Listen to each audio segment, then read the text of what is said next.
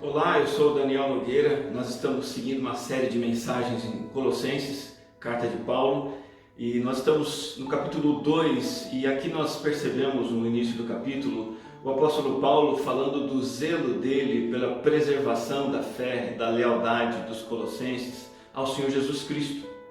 Essa, na verdade, era uma parte essencial do trabalho pastoral de Paulo, esse cuidado que ele tinha para com a igreja, para que a igreja continuasse fiel ao Senhor Jesus Cristo. Essa dedicação de Paulo vinha da compreensão que ele tinha de quanto Cristo é glorioso, o seu caráter e a sua obra são preciosos. Eu queria convidar você a prestar atenção no versículo 1 do capítulo 2. O apóstolo Paulo diz assim: quero que vocês saibam quanto estou lutando por vocês, pelos que estão em Laodiceia e por todos os que ainda não me conhecem pessoalmente. O apóstolo Paulo começa esse capítulo falando de grande luta. A palavra luta aqui é agonizar. É a palavra usada para competição ou luta, buscando um prêmio nos jogos antigos da Grécia. Se refere ao esforço vigoroso e intenso de um atleta que chega a agonizar. Você já viu um atleta competindo pela televisão ou ao vivo, e quando ele chega no limite do seu esforço, à beira do desespero, por exemplo, levantando uma carga muito pesada de peso ou jogando tênis? Eu me lembro do nosso atleta, o Guga, grande tenista brasileiro, como ele gemia fazendo as suas jogadas com a sua raquete, aquele esforço que levava ele a agonizar. O apóstolo Paulo está dizendo o seguinte: o meu empenho pela fé de vocês, o meu trabalho missionário e pastoral, todo o emprego de esforço que eu faço, buscando atingir objetivos espirituais para você, eu faço por vocês, eu faço um empenho muito grande. A pergunta é, observando que no versículo 1 Paulo diz assim: vocês e muitos outros não me conhecem pessoalmente. A minha pergunta é: como essa batalha era travada por pessoas que Paulo nunca tinha visto, nunca tinha se encontrado, numa cidade onde provavelmente Paulo nunca esteve presente, e nesse momento de sua vida, estando ele preso em Roma, a centenas de quilômetros de distância, como essa batalha era travada? Os estudiosos concordam que essa batalha era travada através da oração, a batalha da oração, e essa batalha a qual você e eu somos convidados a travar também. É interessante você perceber no final da carta, Colossenses capítulo 4, versículo 12, Paulo fala de Epáfras, o seu filho na fé, e diz que ele lutava em oração pelos colossenses. Paulo escreve no versículo 12 do capítulo 4: Epáfras está sempre lutando por vocês em oração, para que, como pessoas maduras e plenamente convictas, continuem firmes em toda a vontade de Deus. É bem provável, e a gente pode imaginar, que Epáfras tenha aprendido a lutar em oração com o próprio apóstolo Paulo, para que, através da oração, esse esforço em batalha de intercessão contribuísse para que os crentes continuassem firmes, convictos, maduros em toda a vontade de Deus. É por isso então que Paulo diz que ele está lutando pelos crentes em oração. Esse é o intenso esforço da oração. A oração não como uma reza fria, indiferente, uma fala vazia, sem um senso de paixão e urgência. Não, é uma luta de natureza espiritual que levava Paulo a agonizar. Eu posso me lembrar aqui do mesmo conflito que Cristo teve no Getsemane em oração. Um conflito, uma batalha tão grande orando que ele chega a suar gotas de sangue na sua agonia. Paulo batalha pelas pessoas que Cristo comprou com seu precioso sangue. Essa é uma batalha que Paulo trava de joelhos dentro da sua prisão, enfrentando forças diabólicas que avançavam contra a igreja, contra aqueles frágeis cristãos de toda a Ásia, não somente os colossenses, mas também os laodicenses e os crentes de Hierápolis, toda aquela região. E Paulo acrescenta, na verdade, todos os gentios que ele não conhecia pessoalmente, ele batalhava por eles em oração. Paulo era devedor do Evangelho e queria que eles permanecessem leais a Cristo e poderia lutar por isso orando. Eles deveriam saber dessa luta de Paulo. Paulo diz: eu quero que vocês saibam, porque Paulo quer que eles pensem nos objetivos espirituais que estão envolvidos nessa oração e que Paulo colocava nas suas orações por eles. Paulo desejava que eles soubessem. A pergunta que eu faço para você e para mim mesmo é muito simples. Você ora por sua igreja? Com qual intensidade você ora pela sua igreja? Com qual regularidade, com que frequência você ora pelos seus irmãos na fé? E mais, que pedidos que você faz a Deus? Você pede por crescimento numérico na sua igreja?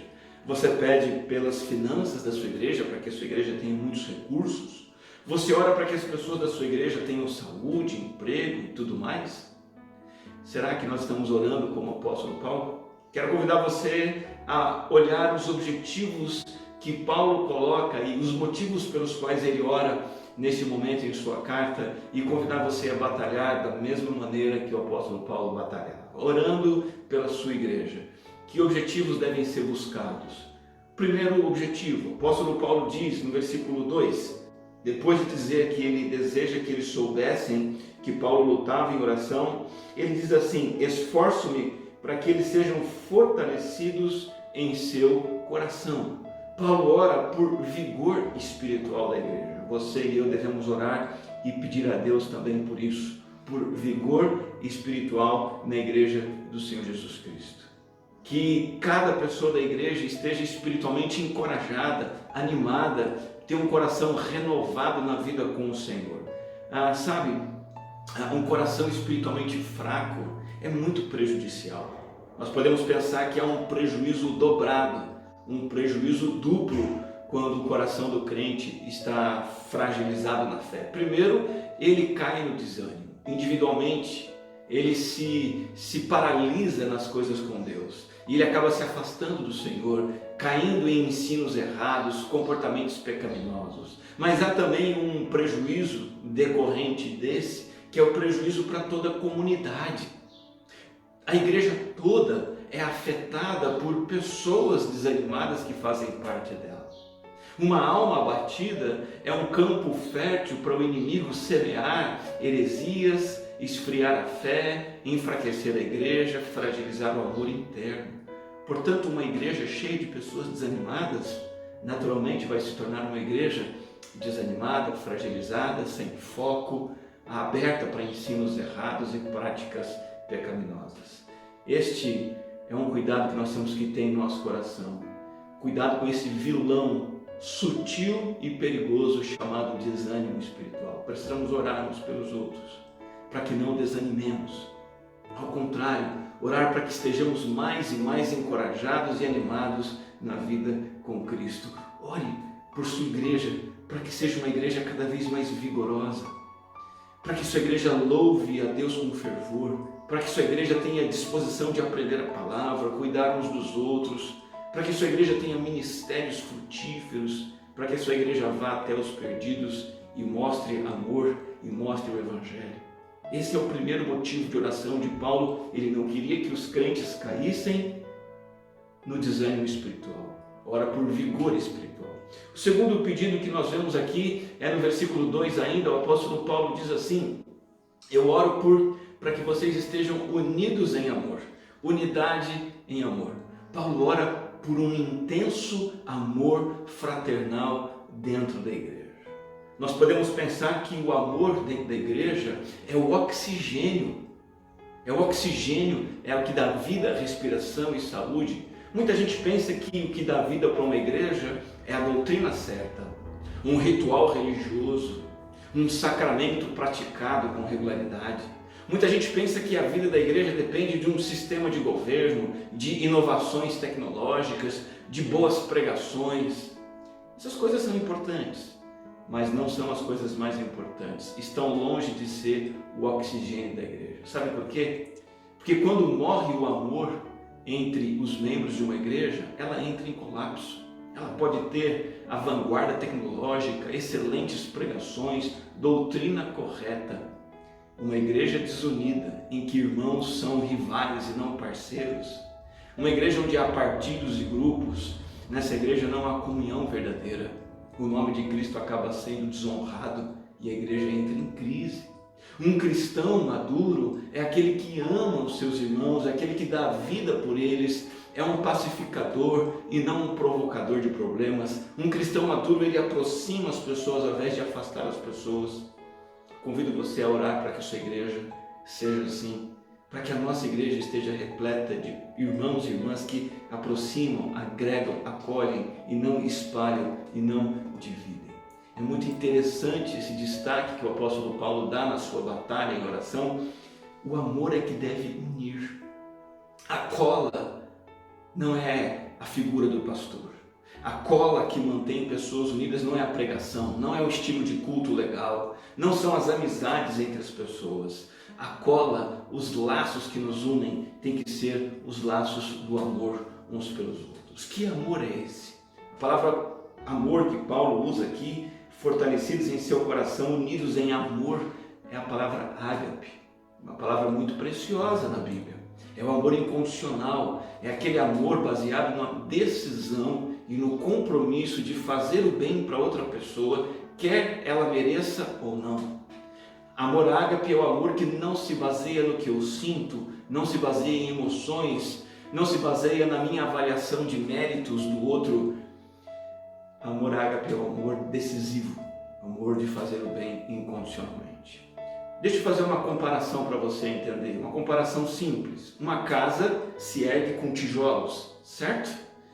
Uma parede é levantada com tijolos, porém é necessário que esses tijolos estejam devidamente colados, vinculados uns nos outros com cimento.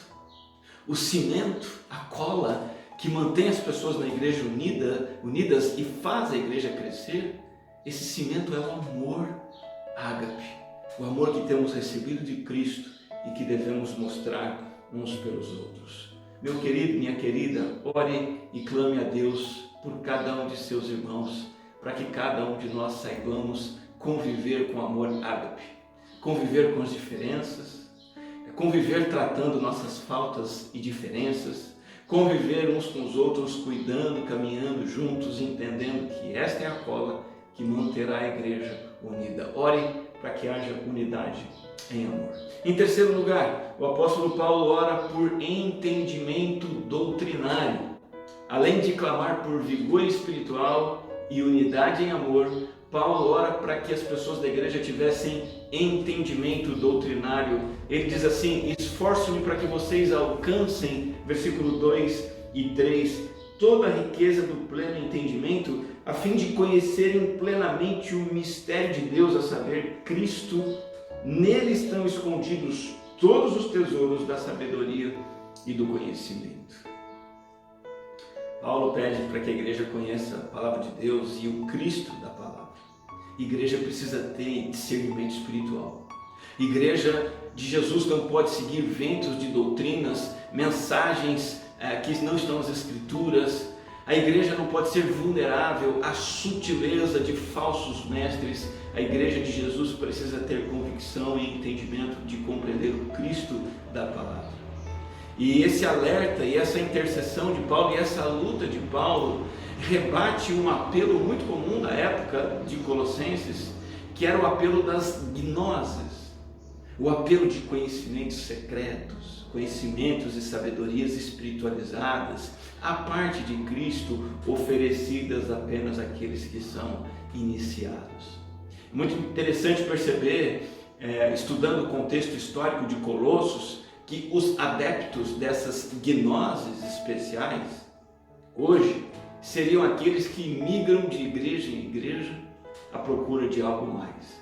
São aqueles que não se contentam com o ensino bíblico que a sua igreja oferece e querem saber coisas novas e ideias novas e não se contentam nem mesmo com o próprio Cristo que um dia conheceram e se tornam nômades, nômades doutrinários, nômades eclesiásticos, nômades espirituais. O apóstolo Paulo orava para que as pessoas se mantivessem firmadas e enraizadas num conhecimento das Sagradas Escrituras. É só o conhecimento de Cristo que sacia a sede humana e que leva a uma vida genuína com Deus.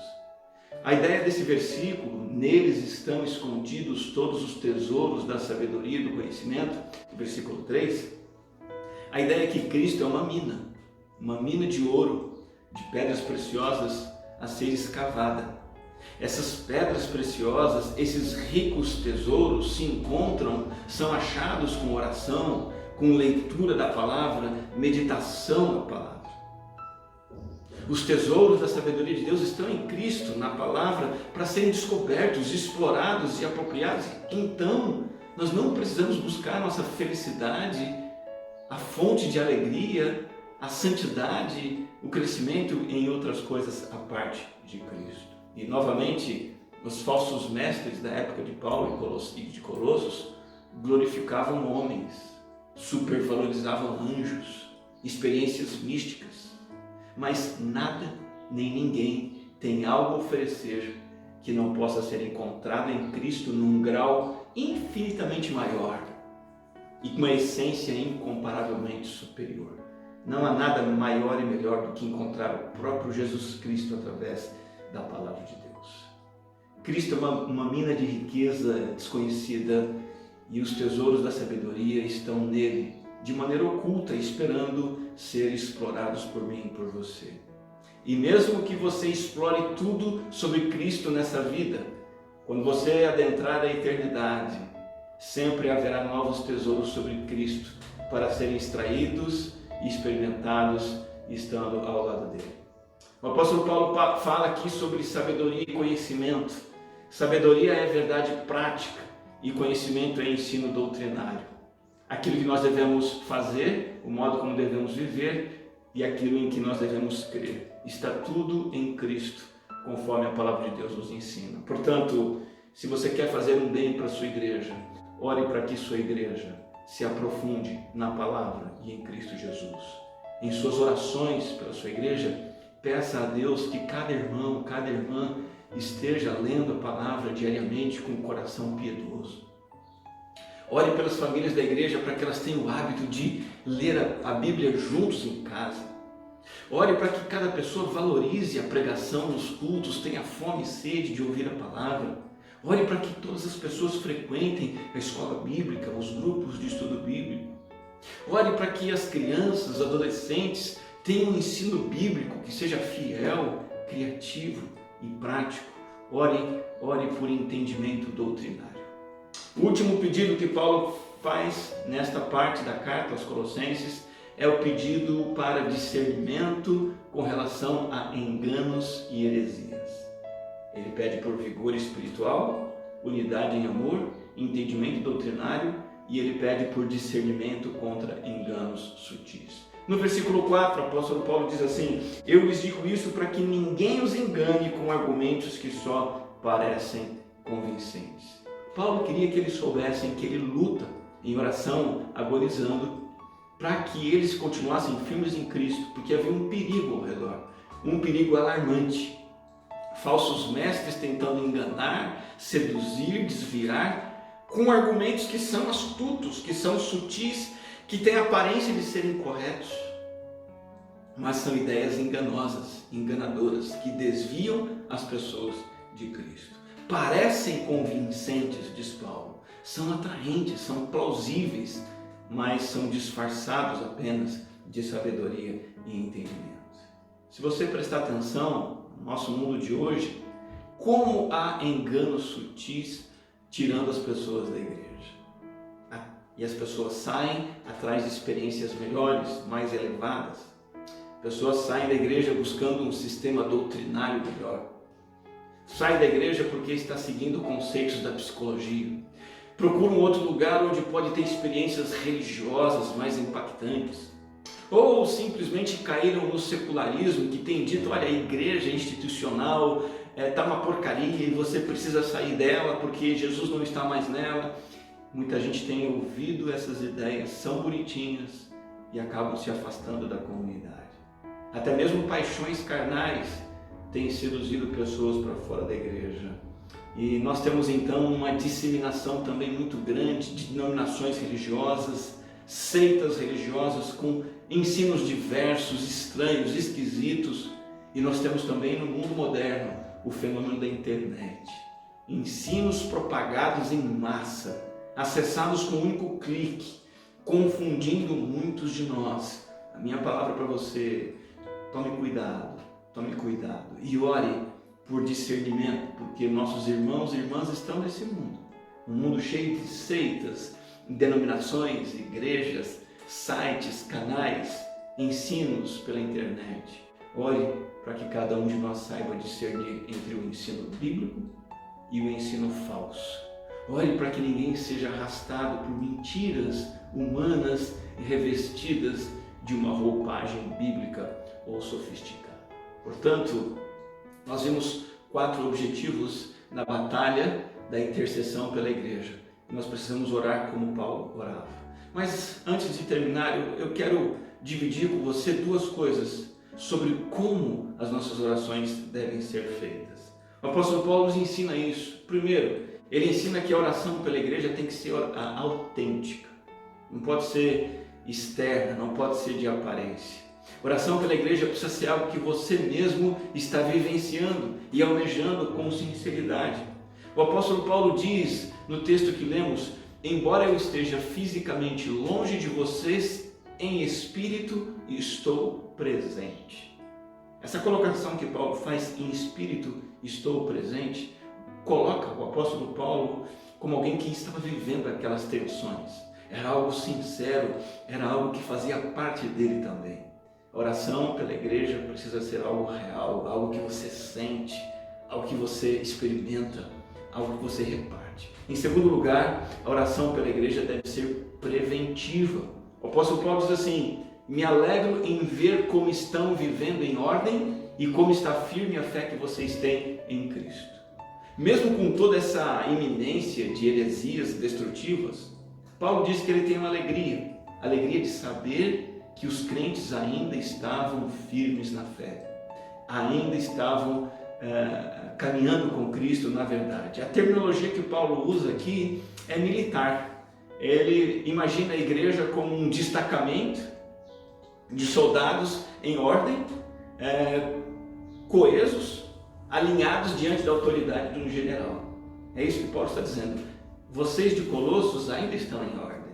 A fé de vocês ainda está firmada em Cristo. E essa boa ordem dá a vocês uma firmeza e uma efetividade muito grande, de modo que vocês não caíram em desunião ainda.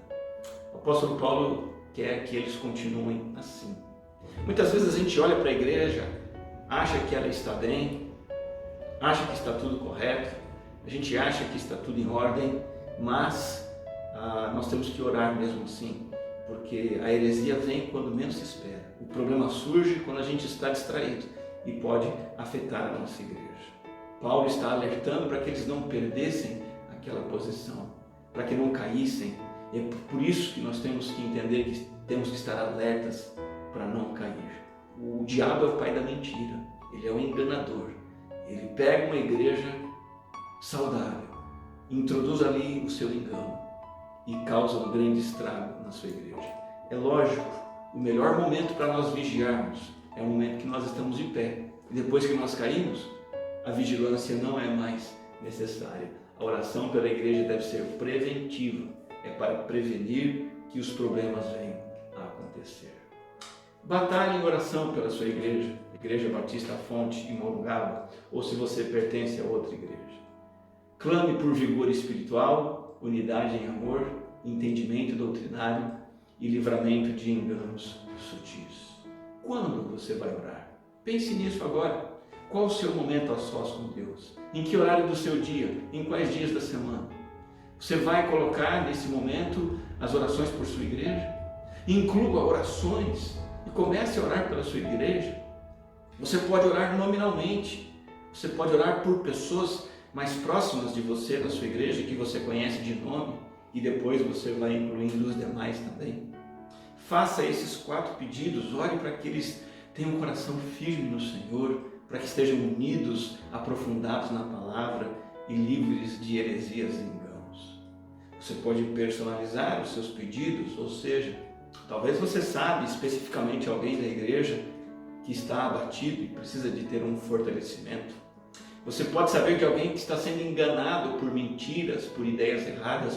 Ore para que o Senhor traga de volta essa pessoa. Personalize, conheça e interceda por essas pessoas. Batalhe em oração pela sua igreja, como o apóstolo Paulo fazia. Vamos falar com o Senhor? Pai, obrigado por esta reflexão, por este momento em que aprendemos um pouco mais que a oração é uma batalha pela vida da sua igreja, pela vitalidade da sua igreja. Que nós sejamos intercessores, assim como Paulo intercedia. Que nós oremos uns pelos outros, para vermos tua igreja mais e mais forte, firme nos caminhos do Senhor Jesus. Te damos graças em nome dele. Amém.